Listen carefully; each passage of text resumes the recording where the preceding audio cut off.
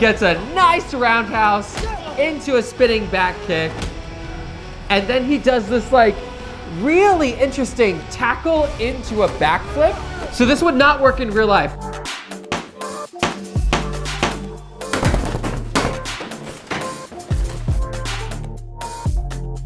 In order to figure out what your character's objective is. That's what I'm like. Both of us. Enola is taking down Mr. Bowler Hat. Hey friends! John here, and welcome to The Martial Actor. Today, I, a black belt, will be reacting to Season 3 of Cobra Kai. Now, this is part 3 of a 3-part series. So if you haven't seen parts 1 or 2, or if you haven't seen me react to Seasons 1 or 2, check out the links in the description below, and let's dive right in.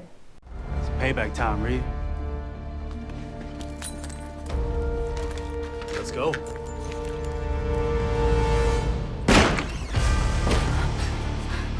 This is Season 3, Episode 10, titled December 19th. And the Miyagi-Do Karate Kids have gotten together with Johnny's new dojo called Eagle Fang Karate. And they are talking about joining forces against Cobra Kai when Cobra Kai comes in and like raids the party. Now, it was pretty obvious to me that they were trying to recreate the feeling from the finale from Season 2, which I have a lot of thoughts on, so bear with me. Now we start and we get a bunch of the kids breaking off into a bunch of 1v1s. Kyler starts wailing on Miguel, and Miguel obviously hasn't recovered from his injuries. He's not where he was at the end of Season 2. So that was a stunt double, that's why he covered his face. Now here is the beginning of another long one-shot. Now, I don't think it works as well as Season 2, but we'll get to that at the end. Choreography-wise, this is all clean choreo. That was a good front kick from that dude. This, oh, that was a good punch. This choreo that we see in this hallway isn't super strong. Dimitri's kick was good there, but that punch looked really weak. That was a good back fist. That was like a fun little gimmick. Those kinds of things don't work in real life, but you see them in movies a lot. And then this is all good. Good camera tracking, interesting visual to throw the kids into the tree. Hawk gets a really good kicking combo right here with a roundhouse and then the spinning hook. That looked great. And then the cup smash. Love seeing props. That was a good stepping stool kick. Sam's getting some good stuff here. Good back kick. This is very visually similar to a shot that we saw in Season 2, so that's an interesting callback. She throws the dude against the wall and then he flips the light switch off. That's like a tricky stunt to pull off, making sure you get that light switch, so that's cool. Tori's wailing on this dude here. Now this part looks kind of weird. She's just like struggling with this dude and then throws him. It looks like either there was a punch that was missed there or something, but that pacing was off there. And then we like slow down the fighting and get this like epic kind of confrontation between Tori and Sam. And Miguel's just like in the back there getting wrecked. Some dude comes in, Tori just kicks him. So this is like an interesting emotional beat. They are definitely padding for time here. And then, see, those dudes are just like kind of doing nothing. And then they stop the one shot. So I do feel like it was kind of indulgent this time around. Again, like I'll get to it at the end of the video about why, but I do really like this. So they are really doing quite a slow speed ramp, which is great. I think that really contextualizes the emotion and it really grounds what has been like a giant fight into a very personal space for both Sam and Tori. So I think this works much better than the one shot did.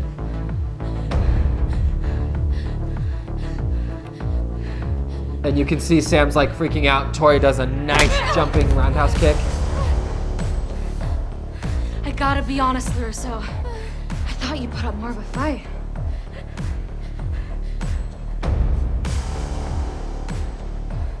And then Tori grabs these nunchucks. We haven't seen any nunchuck work in the show yet, so I was super stoked to see it. She does this like flourish. That was a good flourish. That was executed very well. We skip forward a bit and now we're back and Tori's just like using the chucks to hit things. I was hoping to see a little bit more choreo that was customized to nunchucks rather than just using them as like blunt force objects. But like they are hard to wield, so I understand where they're coming from like a choreography standpoint.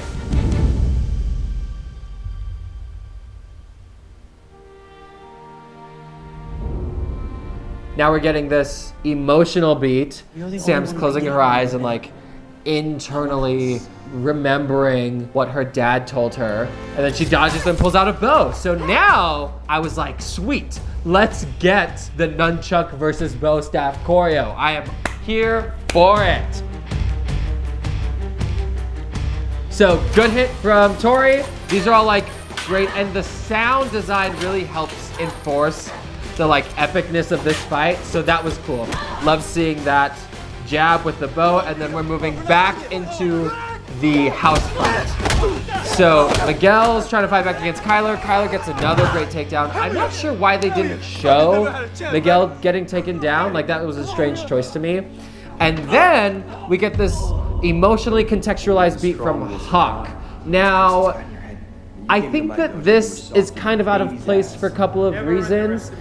We saw Hawk be hesitant about breaking Dimitri's arm, but then he like fully realized his darkness when he was like beating the crap out of that dude in the dojo. So it seems kind of out of the blue his choice here. I'll like dig into that more later, but this was an epic shot. We're seeing him connect with Dimitri, and then he like runs down the lit hallway path, and then he gets this awesome parkour side vault into a side kick, and then throws that set dude into the glass coffee table, which shatters, especially with the eagle like cry overlaid up top. That was done very well. Look, man, I'm sorry. And that was probably my favorite part of this entire episode. So now we get to see Hawk and Dimitri fight together, and this is fun choreo. I like seeing two people fight a group of people. It's very reminiscent of the fight that we saw with Johnny and Daniel in the car shop. And yeah, it's just fun to do, fun to choreograph, fun to act. They do like a combo spinning crescent kick against that dude. Super fun. So then Miguel's getting wheeled on by Kyler, and we get the same thing that just happened with Hawk. He kind of goes into himself, gets the guidance from Johnny, and then like pulls out of himself the will to win. You can do this. I know you can. So we see him like push Kyler away. Kyler tries to throw him, but then he gets like a really cool, almost like a cartwheel over Kyler. Then Kyler kicks him. And he gets a nice roundhouse into a spinning back kick.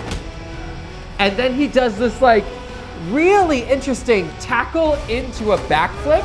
So this would not work in real life. The forward momentum from the tackle would stop your momentum that you need in order to flip. So if you look at it again, you can see that Kyler is actually assisting the backflip. Kyler grabs his torso and then pulls him back for the flip. It still looks really cool, and I don't think I've ever seen anything like that. So that's innovative choreo, love seeing that. Now we get some more bow staff and nunchuck stuff against Tori and Sam, but it's pretty short. We see it wrapped up. Sam throws the chucks back, and then that's the end of this fight. Guys, stop! Tori, the fight's over. It's not over. This will never be over, LaRusso. You hear me? So Tori kind of alludes to the fact that this B line, this B story, this rivalry between Sam and Tori is never gonna stop, which I am fine with. I would not mind seeing that B story fleshed out more in the future. This is really your last chance, Johnny. Are you in? Or you out? Listen to him, Dad. He only wants what's best for us. Skipping forward, now we see Johnny versus Kreese, and Johnny's come to the Cobra Kai dojo to try to take care of Kreese, but he gets blindsided by Robbie being there. So Johnny starts with a stepping stool kick, and then we get some pretty aggressive stuff from Johnny. Kreese isn't really doing that great a job of defending, which is very unlike Kreese to me, but we get to see this flashback between that fight and young Kreese against his commanding officer. This is like interesting narrative work. Kreese is also getting beaten the crap out of here. Like, that was a really good framing, having the kick from the past fight juxtaposed with the same kick in this fight. Is that all you got? So now we're moving to the hallway. Kreese is trying to fight back. Johnny's taking these hits. We get some like really interesting choreo here. And Robbie's just like standing in the background, which I thought was kind of weird. Now Kreese gets a good grip on Johnny.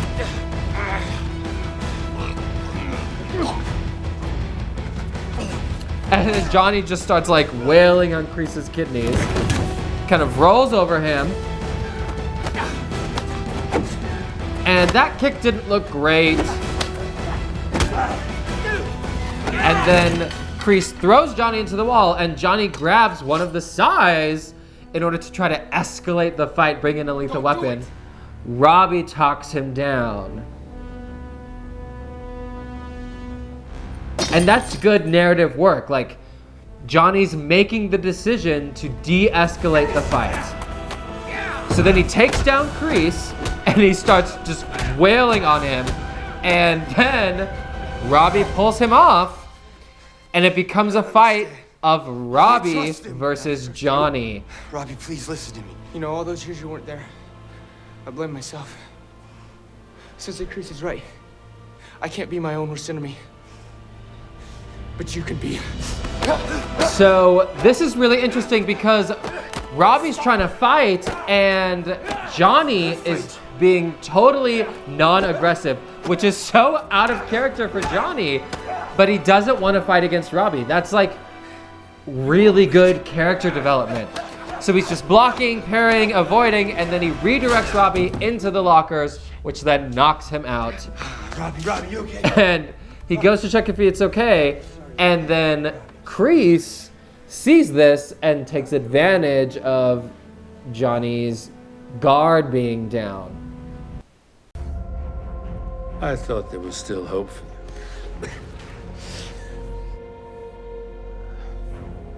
So he's got the sai, Johnny kicks it out of his hand, and then he starts choking Johnny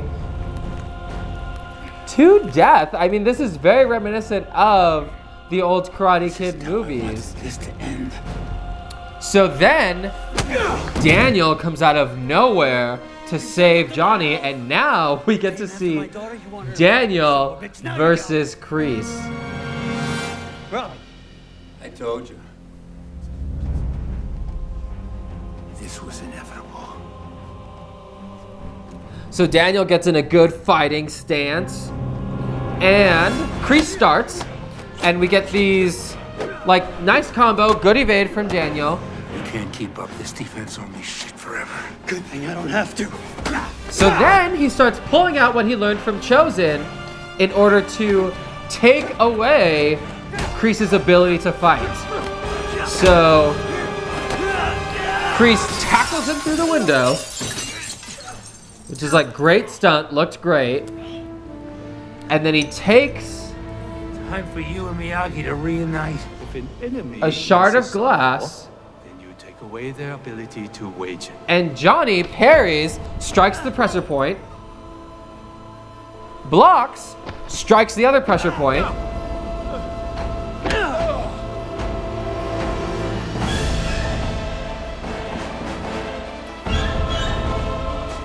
and then we see this like acknowledgement between Daniel and Johnny, and it looks like Daniel's gonna like finish Kreese, and then the kids stop him.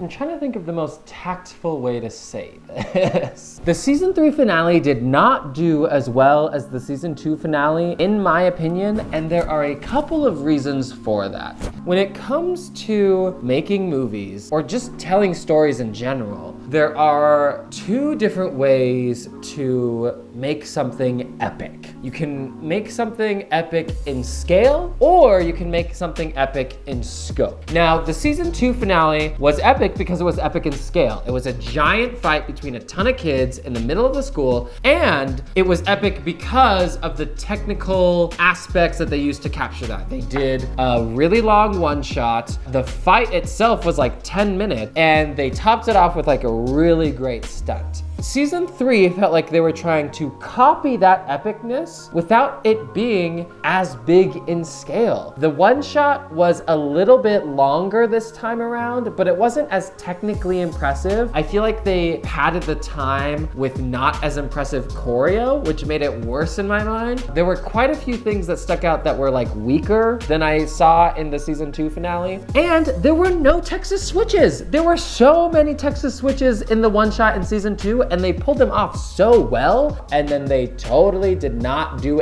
any of that in season 3. And then there was no like epic stunt to top it off. If it were me, I would have tried to create an epic scene in the scope of the scene. And I think you do that by making it really grounded in your characters, which I think they tried to do, but they tried to do both, and it ended up being like a have your cake and eat it too kind of situation. They had like an emotional climax for Sam, which I do think was pulled off sufficiently, but then right after that, they tried to have an emotional moment with Hawk, and then immediately after that, they tried to have an emotional moment with Miguel. Now, if you try to do 3 big emotional beats right next to each other, it just makes them all weaker. I mean, especially with Hawk's and Miguel's, they felt rushed and incomplete. Now, Hawk's story arc didn't exactly make sense because we saw him be hesitant about breaking Dimitri's arm, but then he fully embraced his dark side by beating the crap out of the dude in the Cobra Kai like circle. So it doesn't really make sense that he went from hesitation to fully embracing and then like switching sides. If anything, those two should have been switched. We should have seen him fully embrace his dark side and then be hesitant about it and then switch sides. That would make for like a clearer arc. And then yeah, Miguel's was just like super rushed. We'd spent like a lot of the season laying down the groundwork for Miguel's like recovery and his emotional arc, but then in that episode it wasn't addressed at all until like the very end. And so yeah, I don't think it came together as well. If it were me, I would have instead scrapped that whole fight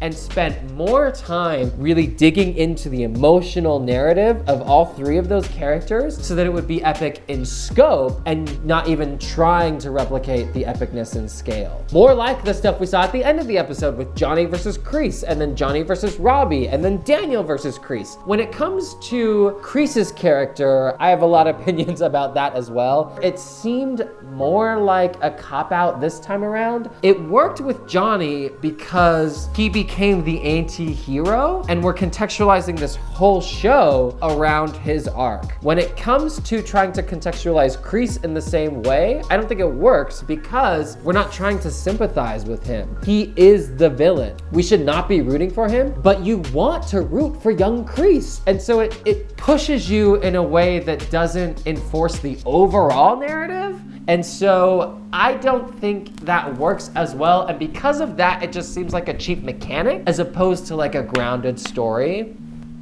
So I didn't love to see the way his character developed in season 3. Also, it seems like Robbie's character was totally left to the wayside. Like his character development was so strong in season 2. It really seemed like they had an idea for where they wanted him to be in season 3. Like they wanted him to end up in Kreese's dojo, and everything that happened to him was just like reasons to get him there, which is really weak because it's plot driven as opposed to being like sincerely character driven. However, I am really hopeful because Netflix is producing season 4. So if they're trying to replicate epicness in scale, Netflix has the funds, they have the resources to be able to do that. I think they should try to reclaim some of the great characters that we saw in season 2, but we'll see what happens. I'm still a fan and I'm excited for season 4. I would really love to hear what you guys thought of season 3. Let me know in the comments. And that's all I've got for you today. So take care of yourself, take care of each other, and I'll see you next time.